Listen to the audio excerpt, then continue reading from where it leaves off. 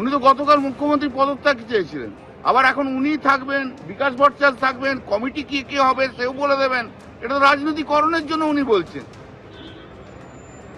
আইন অনুযায়ী পদক্ষেপ হবে, সমাধান একমাত্র রাস্তায় সুপ্রিম কোর্ট যে বলেছে সেই রাস্তাতেই সমাধান আছে। এর বাইরে এখানে কোনো কনসিলেশন প্রসিডিং হয় না, সেটেলমেন্ট হয় না, যাতে অভিজিৎ গঙ্গোপাধ্যায়, বিকাশ ভট্টাচার্য, বিজেপির নেতারা আবার দালালি করে বেড়াবে। মুখ্যমন্ত্রীর পদত্যাগ থাম্বনেলে যে অংশটি আপনারা দেখলেন, সেখানে যদি আমি একটা পূর্ণচ্ছেদ দিতে পারতাম তাহলে হয়তো আপনারা সব থেকে বেশি খুশি হতেন, কিন্তু আমি একটা এক্সক্লেমেশন মার্ক দিতে বাধ্য হয়েছি।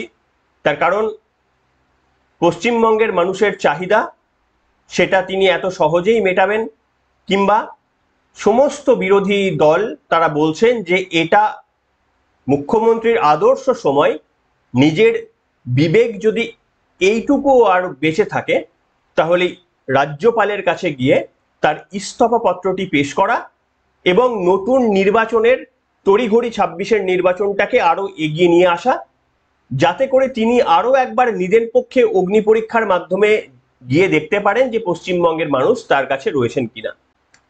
যাই হোক, কিন্তু মমতা বন্দ্যোপাধ্যায়ের এই পদত্যাগ নিয়ে কালীঘাটে যাচ্ছে বিজেপি। কালীঘাটে তারা যাবেন, কবে যাবেন, কেন তারা এই কর্মসূচি নিচ্ছেন, বিরোধী দলনেতা শুভেন্দু অধিকারী বা কি বললেন, সেইগুলো আপনাদের যেমন শোনাবো, তেমনি ব্রাত্য বসু এই মুহূর্তে যিনি শিক্ষামন্ত্রী, তিনি বিগত দিনে বারবার অতি গর্বের সঙ্গে দাবি করেছিলেন যে চাকরি তৃণমূলের ছেলেরাই পাবে, কেন পাবে না। সেই বক্তব্যগুলো আরো একবার আজকে আপনাদের সামনে মনে করিয়ে মমতা বন্দ্যোপাধ্যায়ের পদত্যাগ করা উচিত কিনা এই প্রশ্নটি আপনাদের সামনে তুলব। নমস্কার, welcome to simple as ABC. আপনাদের সকলকে স্বাগত জানিয়ে শুরু করছি আজকের বিশেষ খবর। আমি আপনাদের সামনে প্রথমেই একটি পুরনো ভিডিও, সম্ভবত তখনও তিনি শিক্ষামন্ত্রী ছিলেন না হয়তো, ব্রাত্য বসু একাধিকবার মঞ্চের ওপর থেকে সাংবাদিকদের দেওয়া বক্তব্যে বিভিন্নভাবে দাবি করেছিলেন যে চাকরি তৃণমূলের ছেলেরাই পাবে। যারা মমতা বন্দ্যোপাধ্যায়ের ছবি বুকে এঁটে ব্রাত্য বসুকে জেতানোর জন্য তৃণমূলের পতাকা ধরেছেন, তাদের চাকরি না দিয়ে আর কাদের চাকরি দেব? আমার কোটার চাকরি তাদেরই দেব। কোনো একটা চাকরিতে, সরকারি চাকরিতে আমার কোটা বলতে কি বোঝানো হয় সেটার আমরা নমুনা দেখলাম এই 26,000 চাকরি বাতিল হয়ে যাবার পর।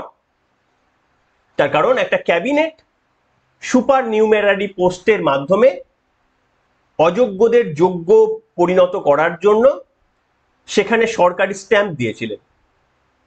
আসুন ব্রাত্য বসুর এই ভিডিওটা দেখিয়ে আজকের পর্ব না হয় শুরু করা যাক। যারা আমার সঙ্গে বছরের পর বছর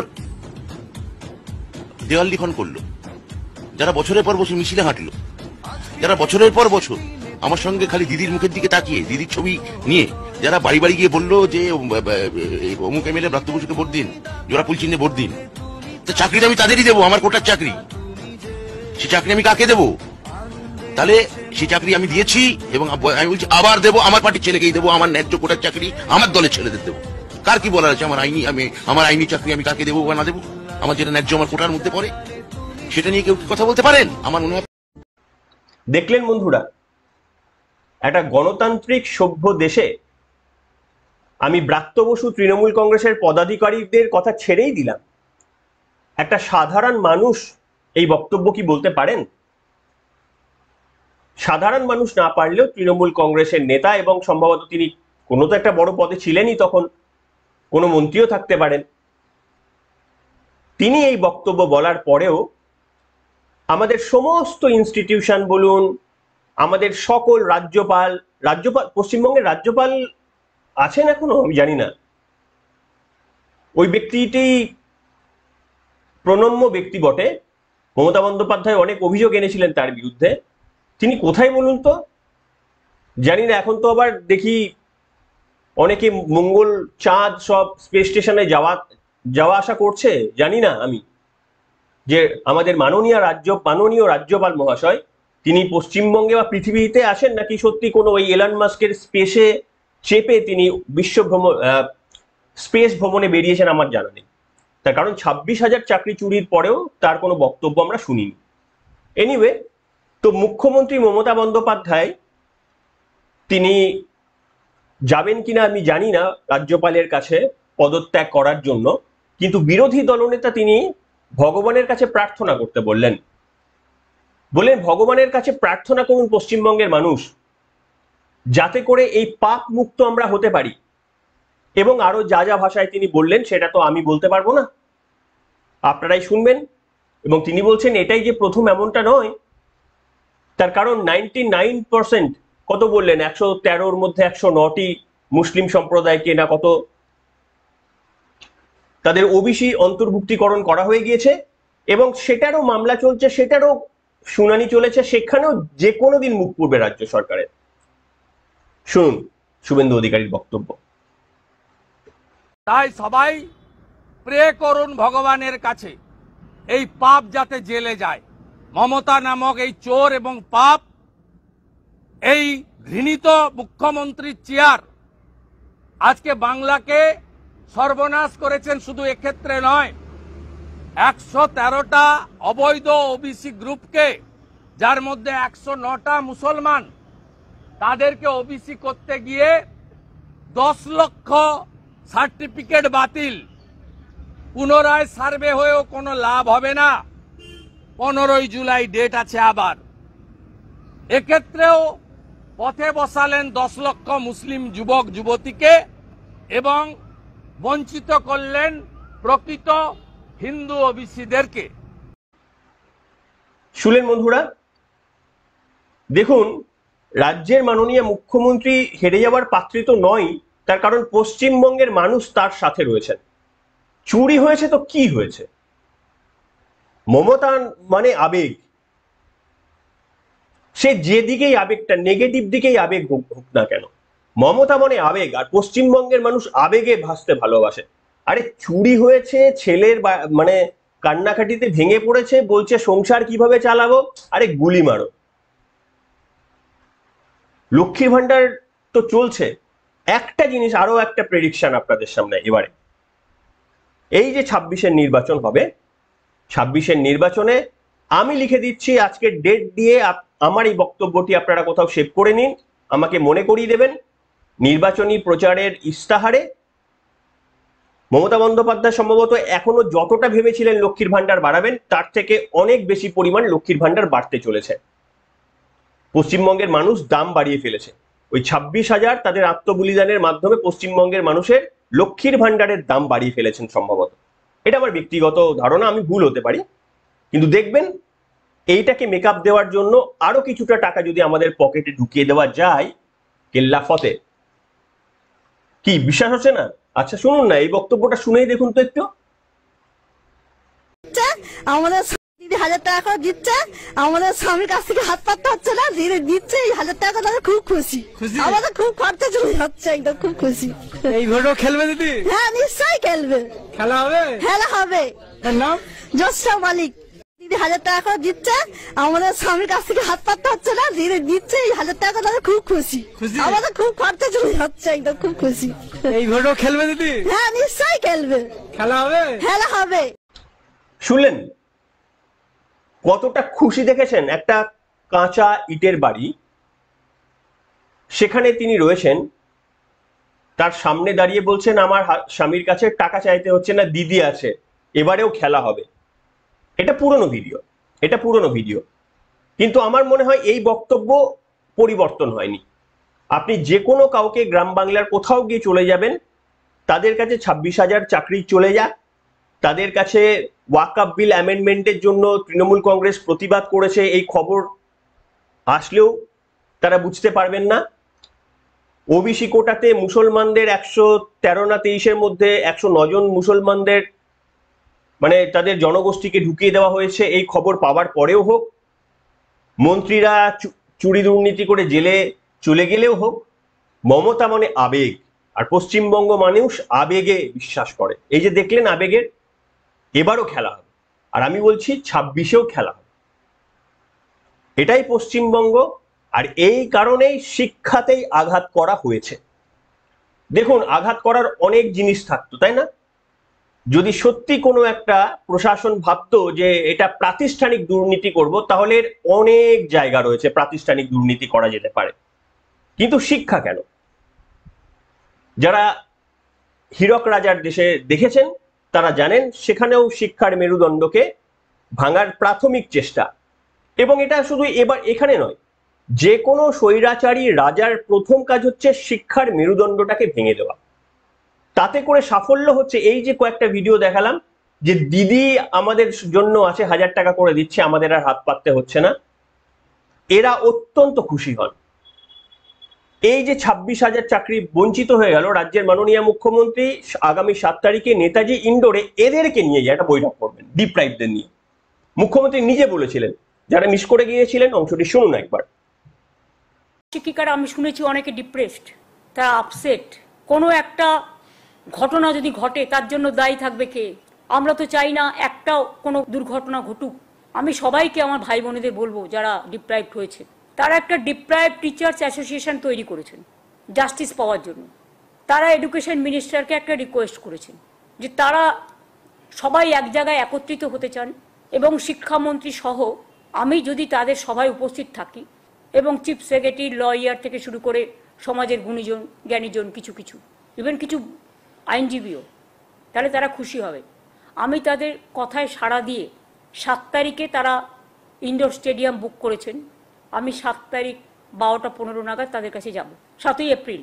মানসিক চাপ নেবেন না, যখন প্রসেস হবে, আপনাদের তো সবাইকে অ্যাপ্লাই করতে বলেছে কোর্ট, আপনারা অ্যাপ্লাই করুন, আর আমরা চেষ্টা করব যাতে খুব তাড়াতাড়ি সমস্যার সমাধান হয়।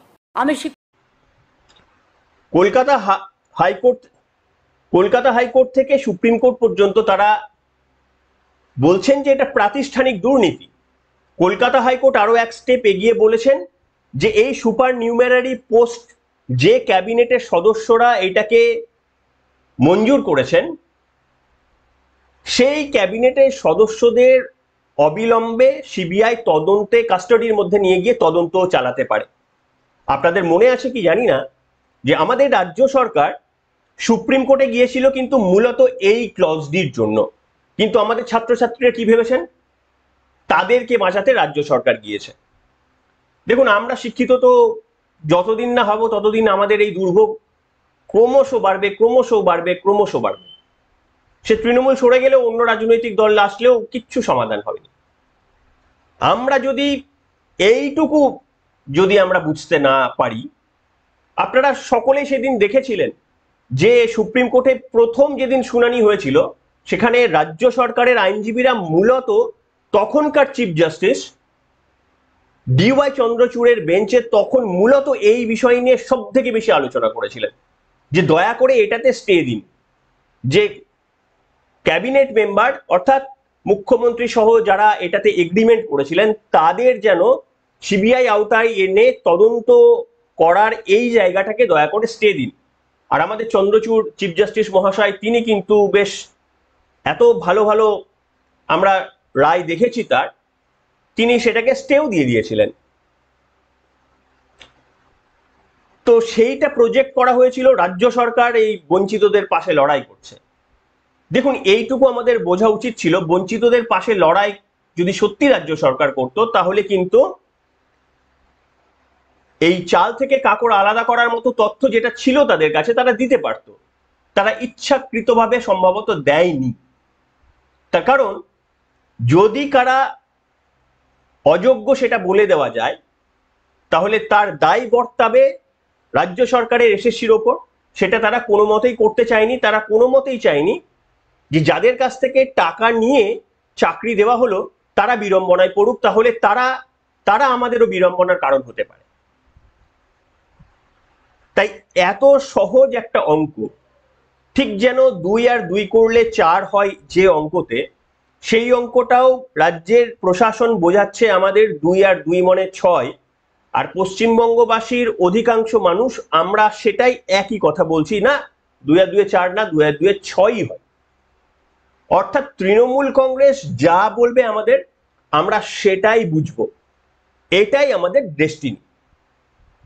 এই যে নেতাজি ইন্ডোর স্টেডিয়ামে সভা হতে চলেছে, সেই দিনই বিজেপি বলেছে কালীঘাট চলো ডাক দিয়েছে। যদিও আমি কালীঘাট চলমনে তারা কি অ্যাকচুয়ালি বলতে চেয়েছেন আমি জানি না, যদিও আমি মুখ্যমন্ত্রীর বাড়ি ঘেরাও, এই ধরনের ঘেরাও কর্মসূচির সঙ্গে সহমত কোনোদিন, সেটা আলাদা বিষয়। কিন্তু আমার বক্তব্য হচ্ছে যে এই যে তৃণমূল কংগ্রেস এত বড় দুর্নীতি করার পরেও পদত্যাগের কথা তো ছেড়ে দিন, তারা এই বঞ্চিত চাকরি, যারা প্রতারিত চাকরি প্রার্থীদের নিয়ে মমতা বন্দ্যোপাধ্যায় নিজে বৈঠকে বসছেন। বৈঠকে তাহলে কি ভাববেন, কোন স্বার্থে? আমি তবু মানতে পারি অযোগ্যদের সঙ্গে বৈঠক করলে, তবুও একটা আমি মানতে পারি। যোগ্যরা রাজ্যের মাননীয় মুখ্যমন্ত্রী মমতা বন্দ্যোপাধ্যায়ের কাছে বৈঠক করবেন, করুন। বৈঠকের পর বেরিয়ে এসে আমার বিশ্বাস তারা মমতা বন্দ্যোপাধ্যায়ের ওপরই তাদের অধিকাংশ আস্থা দেখাবেন। তো দেখুন, এটা পরিবর্তন হওয়ার নয়। বিরোধী দলনেতা তিনি এই প্রসঙ্গে কি বলেছেন, যে ওম প্রকাশ চৌটালা হরিয়ানার প্রাক্তন মুখ্যমন্ত্রী, তিনি যদি 5 বছর তিহারে থাকতে পারেন 3,000 চাকরি দুর্নীতির দায়ে, তাহলে অন্যরা কেন নয়? বিরোধী দলনেতার বক্তব্যটি শোনাব। অযোগ্য ছাড়া কিন্তু আমরা সবাই 2022 সালের 5ই মে মমতা ব্যানার্জির সভাপতিত্বে যে অতিরিক্ত শূন্যপদ তৈরির রেজুলেশন ক্যাবিনেট করেছিল, সেই ক্যাবিনেটকে জেলে দেখতে চাই। 3,000 চাকরি রিক্রুটমেন্টের জন্য যদি হরিয়ানার প্রাক্তন মুখ্যমন্ত্রী প্রয়াত ওম প্রকাশ চৌটালাকে 5 বছর তিহার জেলে কাটাতে হয়, 2022-এ 5ই মে তদানীন্তন ক্যাবিনেট মিটিংয়ে উপস্থিত থাকা সব মন্ত্রী এবং হরিকৃষ্ণ দ্বিবেদী chief secretary, education secretary Manish Jain, finance secretary তদানীন্তন মনোজ পন্থ, এদেরকে জেলে দেখতে চায় বাংলা। এবং ডিভিশন বেঞ্চ হাইকোর্ট এই পয়েন্টে, সুপার নিউমেরারি পয়েন্টে সিবিআই তদন্তর নির্দেশ দিয়েছিল। এরা আলাদা করে পিটিশন করে আগের সিজিআইর কাছ থেকে স্টে লাগিয়েছিল। এই স্টে ভ্যাকেট করে, যেহেতু হাইকোর্টের ডিভিশন বেঞ্চের ম্যাক্সিমাম পয়েন্টকে আপহোল্ড করেছে সুপ্রিম কোর্ট গতকাল, আমরা চাই অতিরিক্ত শূন্য পদ ক্রিয়েট করার ক্ষেত্রে কলকাতা হাইকোর্টের ডিভিশন বেঞ্চের জাজমেন্ট, তাকেও আগামী 8 তারিখে যে হিয়ারিং আছে এটা করতে হবে। কারণ 44 প্যারা, আবার বলছি, থার্ড টাইম রিপিট করছি। শুনলেন বন্ধুরা, তো ওম প্রকাশ চৌটালার পরিণতি হবে কিনা সেটা বলার দায়িত্ব আমার নেই, আর প্রমাণ করার দায়িত্ব তো ডেফিনেটলি আমার নেই। যাদের প্রমাণ করার দায়িত্ব, তাদের দায়িত্ব সিবিআই দেবে কিনা আগামী 8 তারিখে তার ফয়সালা হতে চলেছে। সুপ্রিম কোর্ট আগামী 8 তারিখ এই সুপার নিউমেরারি পোস্টে, যেখানে প্রায় 6,000-এর কাছাকাছি পোস্ট তৈরি করে রেখে দেওয়া হয়েছিল, 200 কত কোটি টাকার সংস্থানও কার্যত করা হয়েছিল, সেখানে আমার আপনার করের টাকায় অযোগ্যদের চাকরিকে জিইয়ে রাখতে। কেন?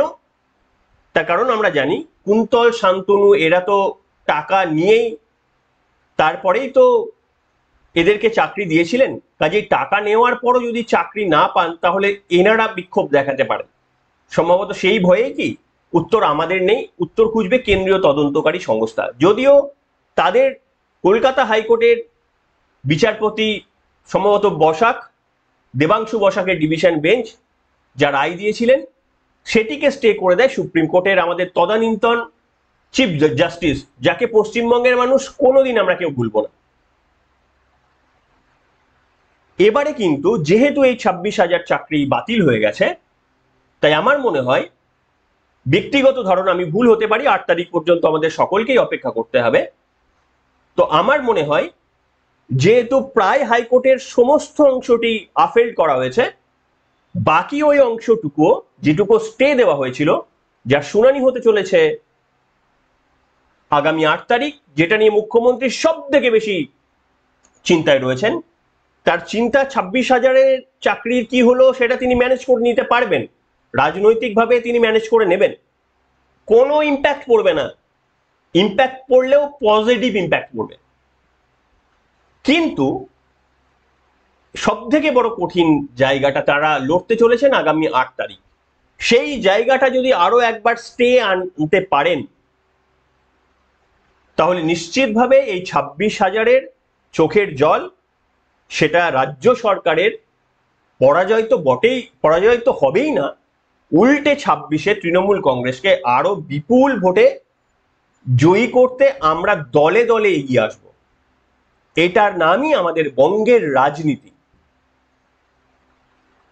যে কর্ণাটকে, যে রাজস্থানে, মাত্র ছোট থেকে অত্যন্ত ছোট দিল্লিতে আমাদের তুলনায় শতাংশের হিসাবে অনেক কম দুর্নীতি হওয়া সত্ত্বেও সেখানে সরকার পরিবর্তন হয়।